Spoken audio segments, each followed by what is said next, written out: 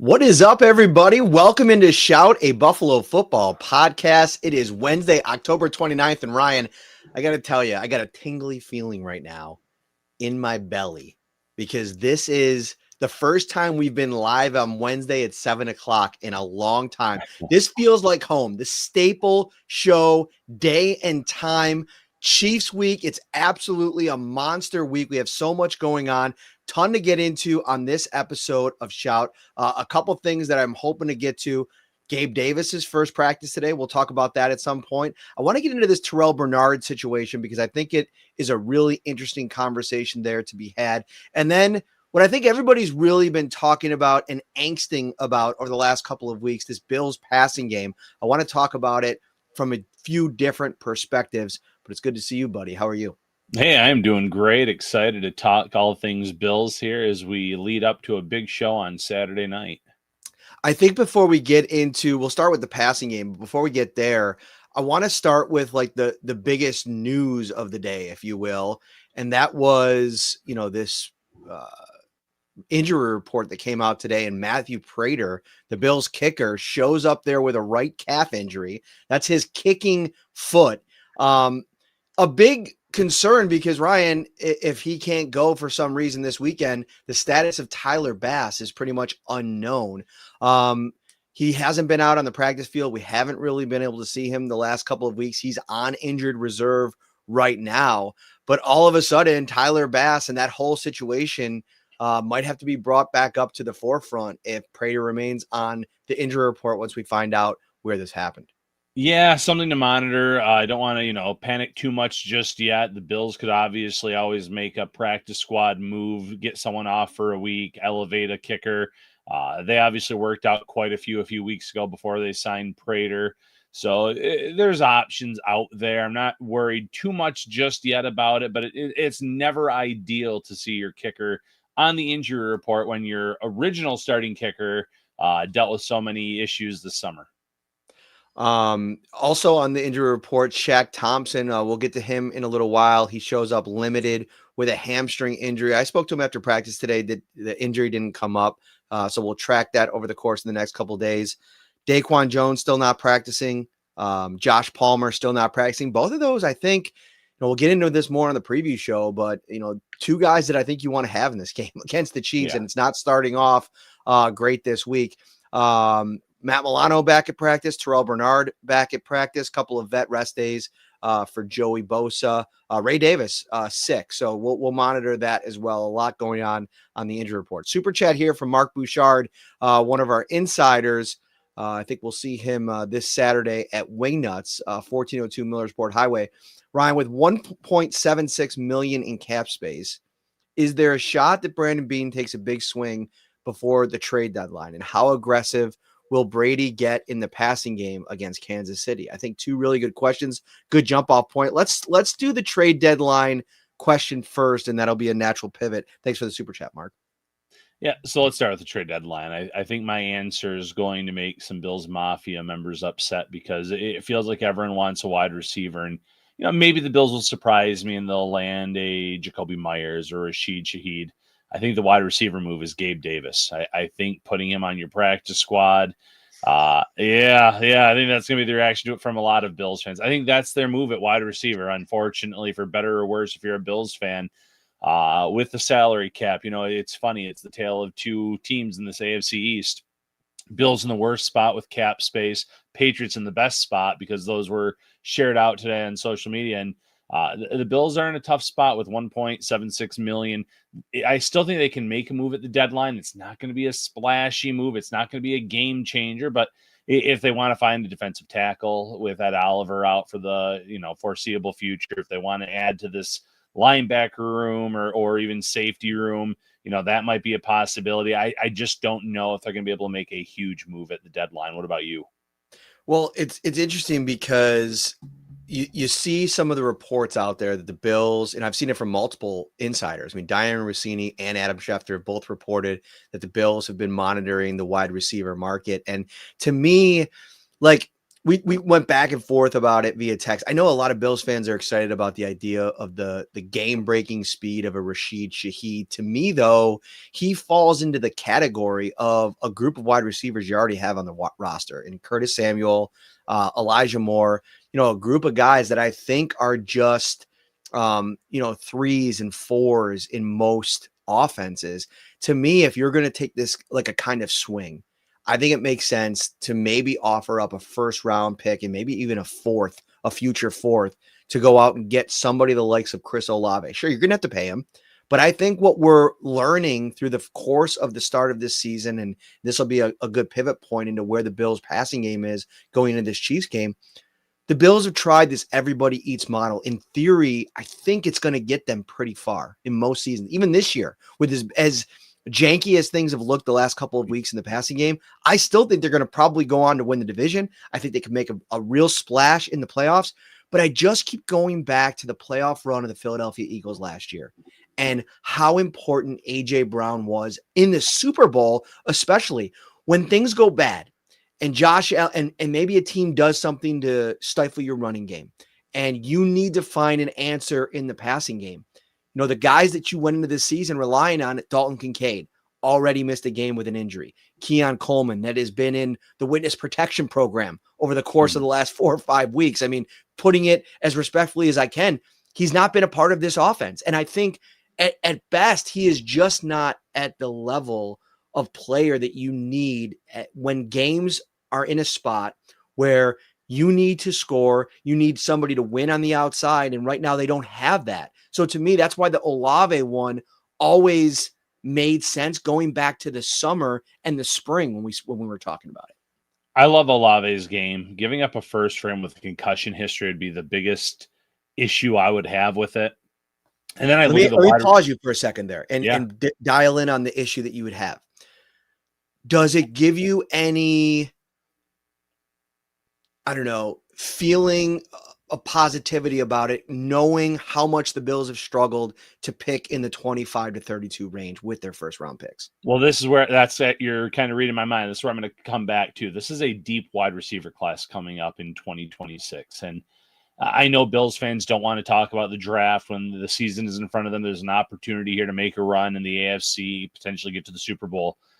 I would go all in for a wide receiver in this year's draft. I would trade, move up with my one, package a few of the day 2 picks, whatever's needed to move into the range to get one of these wide receivers in this year's draft class, because I think that's what the Bills have been failing to do. Instead of, staying put at that late 20s, early 30s, and just hoping to find a difference maker, be aggressive this year. Go and get one of those difference makers that you're going to have on a rookie deal, potentially for 5 years with that option that you can pick up, and give Josh Allen a bona fide number 1 for the foreseeable future. Because, taking these swings, there's some risk involved with a guy like Olave, and Olave is going to be the best name out there most likely at the deadline, even though the Saints are pretty much saying we're not going to trade him.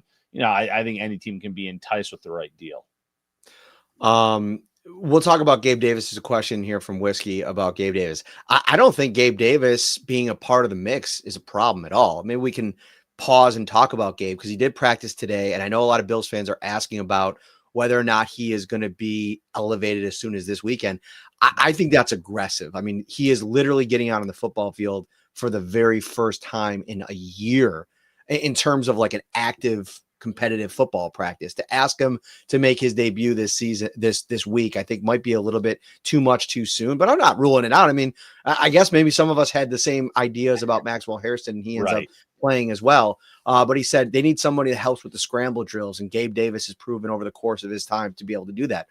I think that's all fine. Like I think Gabe Davis as your wide receiver 4 or wide receiver 5 on game days, maybe replacing a Tyrell Shavers because of the level at which he's done it. And I do think is a real weapon when it comes to that piece that, you go back to last game and that Panthers play where he had like 7 or 8 seconds to throw Josh Allen. He's creating, he's getting out of structure, he's trying to buy time, and nobody is getting open. To me, I think that's what Gabe Davis brings. And I think that's great. Once he's ready to play, make him a part of the plan. Put him in even maybe like a quasi Mac Hollins role. That's fine. I just don't know if you're sitting on just that move and what you have on the roster now. And listen, you'll get Joshua Palmer back at some point. I think we haven't talked enough about, and I wrote about it a little bit, how good he looked in the first half against the Atlanta Falcons before he got hurt. I would have liked to have seen the entire game to see what that ended up looking like. But I also think it very much showcased how important he is to the offense. And, you know, for a guy over the course of his career that has gotten banged up at times, he's missed stretches in LA. I just think going out and adding another piece that can do some of the things that you're missing on the outside from a trade perspective makes sense if you can get something done. But to the earlier comment, you know, there is not a lot of salary cap room to kind of make something work. Right. And there's always levers you can pull to create more. You can restructure, in some cases, contracts, depending on who you're bringing in. You can have the other team eat a lot of the salary cap and, upgrade the pick that you're sending them to do so. So there are options. There are possibilities out there. It's just the Bills are not in a great spot to make a splashy move. And I almost feel like a splashy move is what a lot of the fan base wants and or needs or feels this team needs to do. I've argued for receiver on the podcast the last couple of weeks. I mean, the crazy splash move would be like Myles Garrett, Mike Giannetti Right. from SpotTrack.com. He put out the financials around what it would look like, and obviously the Browns would have to eat a massive dead cap number, but I also think that they're in the mode of, if they can add a ton of draft capital, it's not going to look right for them for the next couple of years. They're going to have to do some surgery on that roster, on their cap situation, all of it in hindsight of the Deshaun Watson thing anyway. So, I mean, I don't know, maybe if you're in the Bills front office and you're talking about the kind of moves that make the most sense, maybe if you're going to give up draft capital, especially day one draft capital, it makes sense to put together a package for a Myles Garrett, who you'd only be onboarding less than $2 million cap hit this season because of the deal that was just executed.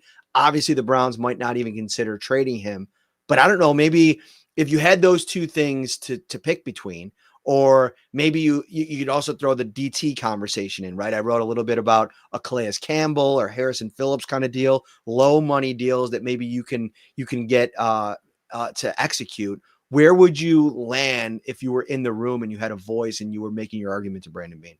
Well, I just don't think that Myles Garrett is going to happen. I don't think they would trade him, the dead cap, everything else. And to be quite honest, Myles Garrett made his bed, let him lie in it. He's the one that Talbot. He sat there and he posted the demands. He wanted the trade. They gave him, they upped their offer, and all of a sudden it was like, oh, okay, highest paid defensive player of all time. Sure, I'll sign my name on the line. He knew what he was getting into. That team did not look competitive all summer in terms of their roster. Some play, and I'm not going to fault the guy for wanting millions upon millions in generational wealth, but at the same time, I'm sick of seeing people post on social media, get Myles Garrett out of there. He could have gotten himself out of there this year if he really dug in, with his trade demand. And he's the one that keeps re-signing these deals for millions upon millions of dollars.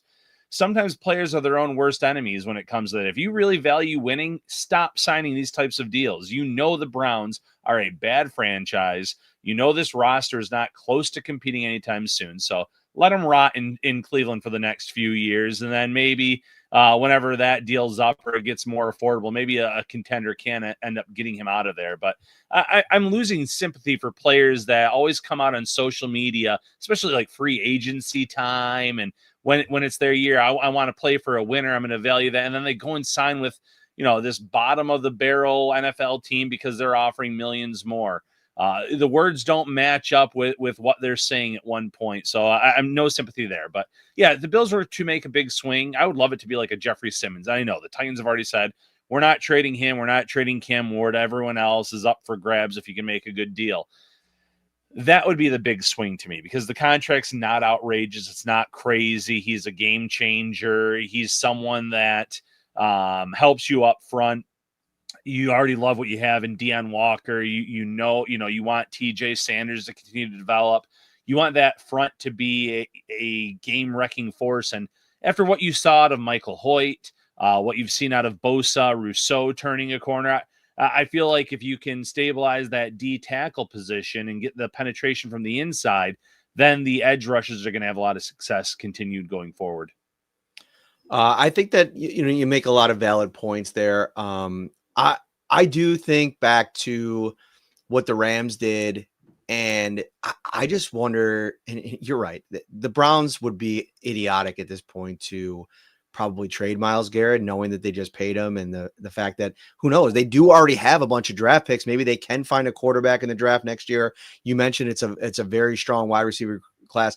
I just think about the impact that a premier pass rusher had on Sure. the Rams those years ago. And to me, you've already kind of unlocked something with what you've built in reshaping this defensive line already. I think to your point, maybe addressing that spot is something that at least gives them something to maybe build out that defense a little bit more. And I don't know if you heard Jordan Poyer today. I mean, I was really interested to hear how glowingly he spoke about Jordan Hancock and how big of a player he thinks he's going to be in this league for a long time, and how excited he is about this kind of split that they've arrived at least for the time being. So if you could start to, find some pieces on the back end, if Maxwell Harrison could play at a level that's above average, and you could start to work Hancock in as a safety, and Cole Bishop maybe take some steps. I thought, to your point, watching that game back, he was a lot better in that game than I even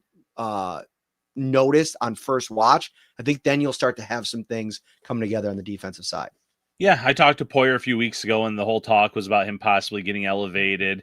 And he was tons of praise for Hancock then, too. He said he reminds me a lot of myself, but better athleticism.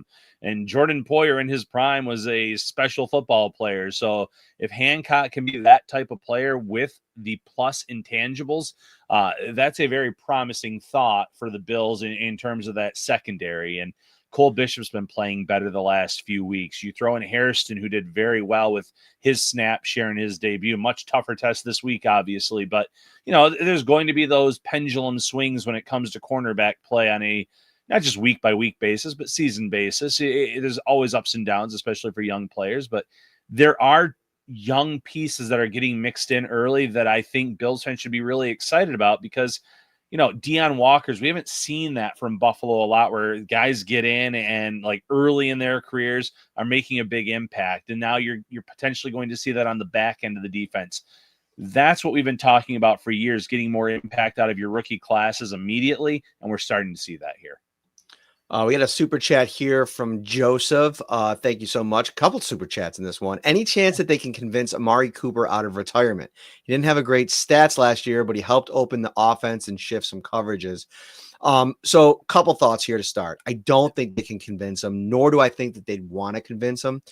From everything that I read, from conversations I had in the offseason, the Bills really felt like, he was on the other side of his career, not a lot left in the tank. And I also think that there's an element to a player when you make the decision to retire. There's a mindset when you have to play a physical game like football that you're just not up for it anymore. And maybe he got in the building in Las Vegas, took a look around, and we know how bad it's gone there this season. Yeah. And maybe he just wanted to get out of there as fast as possible. And I get that as well.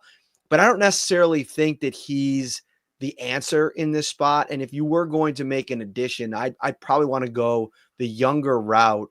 If you could find the right piece to add, because I'm still up for, if it makes financial sense, even if it's not Olave.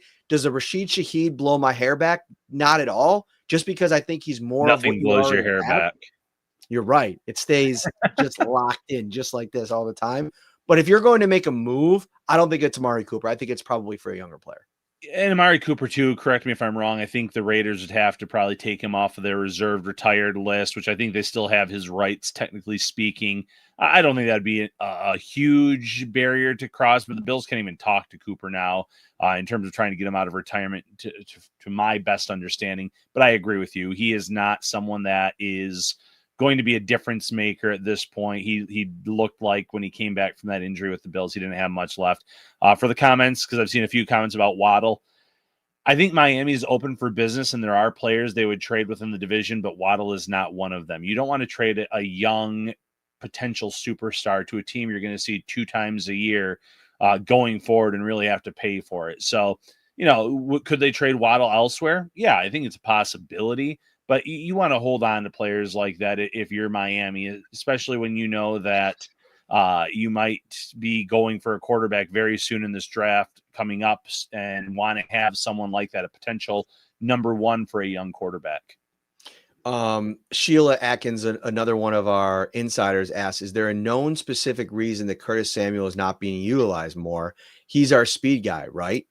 I think that's a great question, Sheila. And I think it's continually a confusing part of this offense to both of us as well. And, when you look at this passing game, Ryan, and you look at all of the weapons and how the room at wide receiver has been put together, there's just so many questions. I know we're only halfway through the season, but it seems like the same questions that we had a year ago. It feels like Keon Coleman is miscast in this offense, right? I went back and I watched, there was a episode of the Steve Smith podcast that came out yesterday. And I mean, listen, for all intents and purposes, Smith's an interesting guy to listen to talk about the receiver position, number one, but also about the Bills situation, Joe Brady, Curtis Samuel, all these connections to Carolina. He still is very, very much connected in that organization. And some of the commentary that he had in this episode, even about Curtis Samuel, was eye-popping. He said to him at this point in his career, he's no more than a 3 or 4, kind of like a gadget guy. Teams aren't scared of him. Teams aren't worried about what he's going to do on the outside. And he went on an absolute 20-minute rant on Keon Coleman. And I posted some of it on X on social media. And basically he said, I'll read it to you. He ain't the guy. Can't get separation. Can't get off the jam. Doesn't have it. You can't teach a dog how to bark. You either got it or you don't. He's adamant still that he's not an ex-receiver in the NFL, even though the Bills seem to be forcing the issue there. He also was really critical, showing some of his tape from the Carolina Panthers game about lazy route running.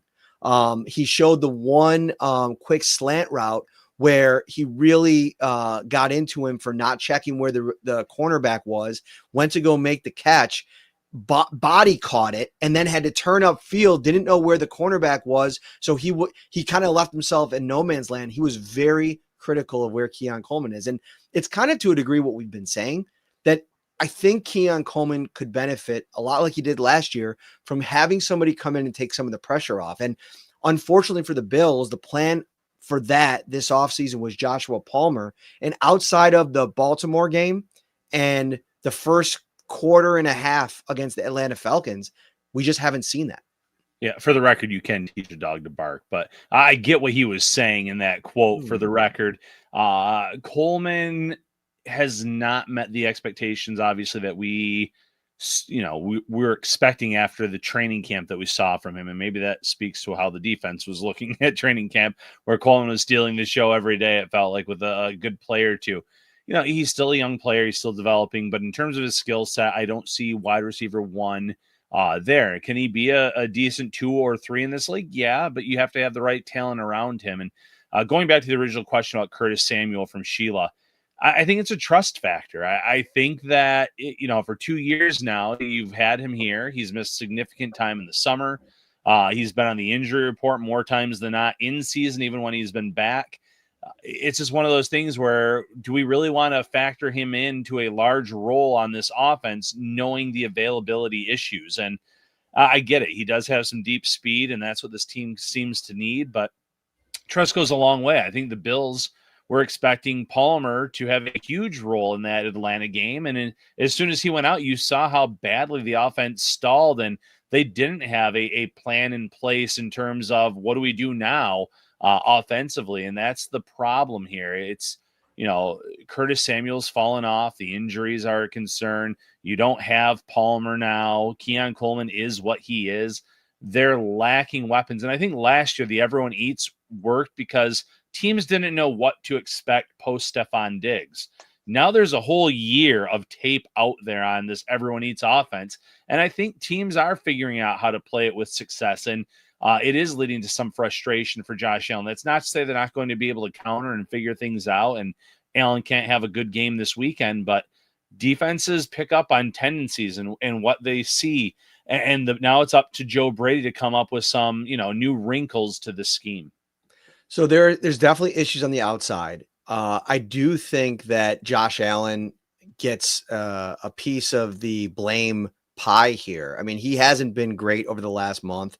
I think that, at times it doesn't feel like he's operating comfortably back there. You look at some clips that get passed around, whether you want to go back 2 years, 3 years. I mean, heck, I think you can go back to last season when I feel like he was just operating at a psychological level that was so high, going through his reads quickly, making the right decision. And I think he's been a little bit self-critical of himself, saying that at times it hasn't been where it needs to be. And I think it's all setting up. Listen, I think a lot of the noise that's happening right now is probably good for the Bills because nobody puts chips on their shoulder like the Buffalo Bills. They're searching for it all the time. We talked to Bill Cowher on the show about it yesterday. He said even back when he was a coach, that's something that they always try to do is find what people are saying they can't do and try to prove them wrong. It's why, a lot of times over the years when the Bills have had big wins when they were predicted not to win, they come out in the locker room afterwards and say, hey, well, yeah, what were you saying? Like, yeah, why don't you go talk about that? It's a competitive environment, and that all makes sense. I also think that like Joe Brady deserves some of the criticism here as well. It felt like when he was talking about the passing game and the struggles that they've gone through, he didn't really know where he sat, right? He came out and said, I have no concerns about the passing game.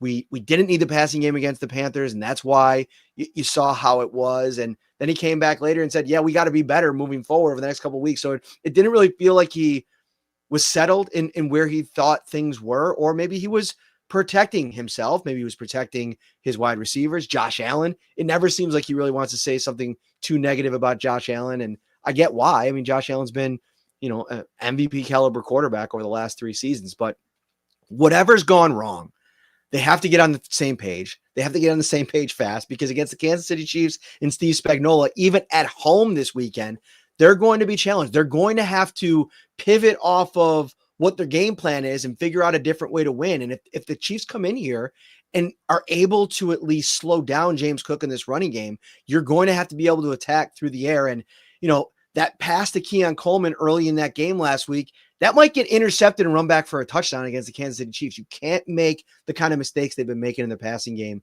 this week against the Chiefs. Yeah, obviously one of the best defensive coordinators in the league there, and he's always up to the task. And they have guys that balls in the air, they can end up making a plan, just like the Commanders did against Kansas City this past week in the first half. So, equal opportunity league. The Bills can make some plays as well if the opportunities present themselves. But this is not a team that the Bills can typically make a mistake on because they are so talented and they are so deep at the wide receiver position on offense as a whole. What's funny to me or interesting to me is I saw someone comment. They said something along the lines of, I know this sounds wrong, but I wouldn't hate it if the Chiefs came in and just, destroyed the Bills to force Brandon Beane's hand at the trade deadline. Like, if you want to make a move, that's who you have to beat, and this clearly isn't good enough. I'm not on that page, but I get what they're saying because the Bills do somehow pull off a victory on Sunday afternoon. You could see Beane sitting there saying, this roster is good enough to beat Kansas City again in the regular season. Why, I'm not going to go out there and push all my chips in, so to speak. So it was just kind of an interesting scenario that someone laid out on social media that I saw today. No, that is an interesting one. And sometimes in sports, I mean, you almost have to hit rock bottom before you really have, I don't want to say a reaction, but, maybe make a change. I will say, like, these reports aren't like bogus. I do think he's probably having conversations with folks around the league, but you're not going to overpay for a player. I think a 3rd round pick for Shaheed is an overpay. And I totally am in line with what you're thinking there. 4th round pick, 5th round pick, even. Like, I think that's when where the conversation starts. Yeah. But I definitely think that this internally, the conversations have to be going on. That the passing game, it just hasn't been effective. And I think sometimes we've seen over the last couple of years when Josh Allen has gone through these funks, he usually erupts out of them in a big way. Right? Like, we've had the performances where, I think it was against the Jets a couple of years ago. I think we talked about this in the show. It's like, I feel like I'm back, right? He's having the whole sideline. NFL Films captures it. Like, this is the pressure cooker this weekend against Patrick Mahomes. Like, I expect to see, the great version of Josh Allen. And I think if they get that, he's going to make a lot of guys that maybe haven't been looking very good the last couple of weeks look a little bit better. I think Dalton Kincaid's probably a little bit closer to 100% this week, which I think is also very important. It's going to hurt not to have Josh Palmer, but that is what it is. Yeah, you have to go in. I mean, last year the Bills were missing pieces in this regular season matchup against the Chiefs as well, and they found a way. They were without Spencer Brown. They were without Dalton Kincaid in that game. I think Keon Coleman was inactive in that game, and they still found a way to win in the regular season. So, there's injuries again. The Bills have gone through it this summer, this regular season. It's been never ending. But they've done it before, and they're talented enough to kind of, like you said, turn it on offense and do enough on defense to win this game on Sunday afternoon.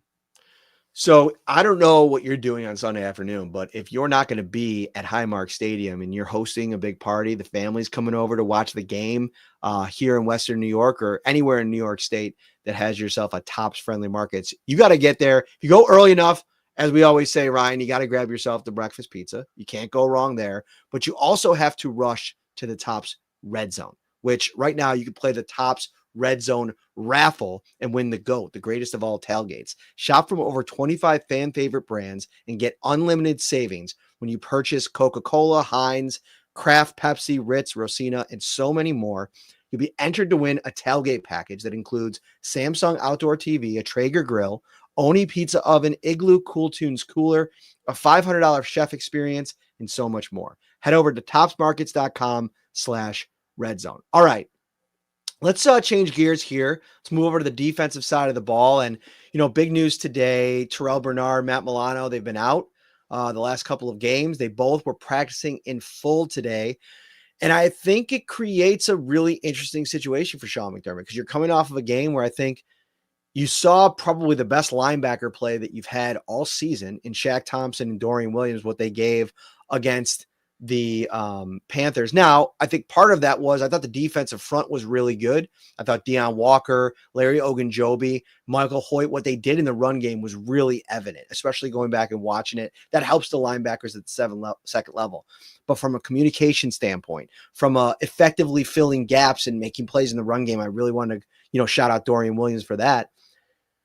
What do you do if they're healthy? I know a lot of people thought that the situation that unfolded with Terrel Bernard last week was kind of like a quote unquote soft benching where you make him active as an emergency linebacker. You don't have to basically say that you're playing Shaq Thompson over him, but you allow him to be active if you need him, but he doesn't play. Sean McDermott in his own way kind of refuted that this week. I tried to ask him the question today if that's in play for this week. And he basically said that they got to go through the week. They got to see how everything goes from a health perspective, and then they'll make that decision. Now, what's muddying the waters a little bit is Shaq Thompson shows up on the injury report today with a hamstring injury. Do you think the Bills should consider sitting down Terrel Bernard and or Matt Milano because of the play that they've gotten from the other two? I mean, consider, sure. In terms of the extensions with the players that the Bills signed this year, I would say that no one has been more disappointing than Terrel Bernard. He has not played good football more times than not. He's having trouble shedding off of, blockers in front of him. He's not making the same amount of plays. He hasn't been as good in coverage. That being said, I think it's a good problem to have all of the linebackers available.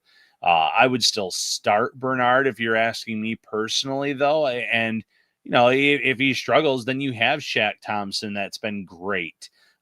You have confidence in Dorian Williams. The Matt Milano topic's a little bit different. I think at this point, you pull him as a starter. He's no longer a starter.